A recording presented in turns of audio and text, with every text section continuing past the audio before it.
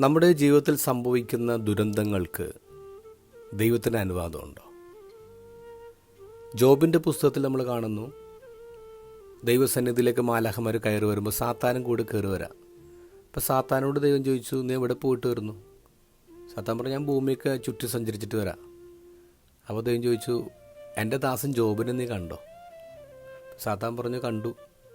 പക്ഷേ അവൻ്റെ കുടുംബത്തിന് ചുറ്റും നീ, അവൻ്റെ സമ്പത്തിന് ചുറ്റും നീ വേലി കെട്ടി സംരക്ഷിക്കുകയല്ലേ, എന്നെ തൊടാൻ പറ്റില്ല. അപ്പോൾ ദൈവം പറഞ്ഞു, നീ തൊട്ടോ, അവൻ്റെ സമ്പത്തിനെ തൊട്ടോ, ജീവനെ തൊടാതിരുന്നാൽ മതി. അങ്ങനെയാണ് സാത്താൻ ജോബിൻ്റെ വീട്ടിൽ ചെന്ന് അപകടങ്ങളുണ്ടാക്കുന്നത്, ദുരന്തങ്ങളുണ്ടാക്കുന്നത്. ഇത് ഗോസ്പലിൽ നമ്മൾ കാണുന്നു.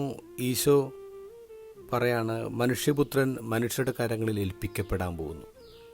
ആ പറയുന്ന സന്ദർഭം നോക്കണം.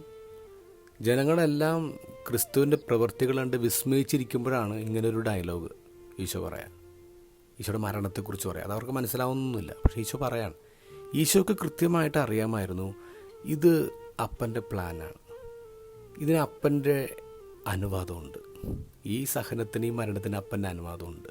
ഇതല്ലാതെ ലോകത്തെ രക്ഷിക്കാൻ വേറൊരു വഴിയില്ല, വേറൊരു പ്ലാനില്ല.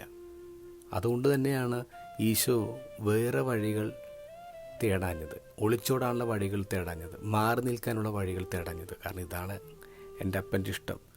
അതിനെതിരെ വന്നവരെല്ലാം ഈശോ മാറ്റി നിർത്തുന്നുണ്ട്. സാത്താനെ പിന്നോട്ട് പോകുമെന്ന് പറഞ്ഞ് മാറ്റി നിർത്തുക. കാരണം this is A divine plan. നമ്മുടെ ലൈഫിൽ സഹനം ഉണ്ടാകുമ്പോൾ, നമ്മൾ വിചാരിക്കാത്ത രീതിയിലുള്ള ദുരന്തങ്ങൾ ഉണ്ടാകുമ്പോൾ ഏറ്റവും ആദ്യം ചിന്തിക്കേണ്ടത് ഇതിന് ഡിവൈൻ കൺസെൻ്റ് ഉണ്ട്, ദൈവത്തിന് അനുവാദമുണ്ട്. രണ്ടാമത് ചിന്തിക്കേണ്ടത് there is no plan B.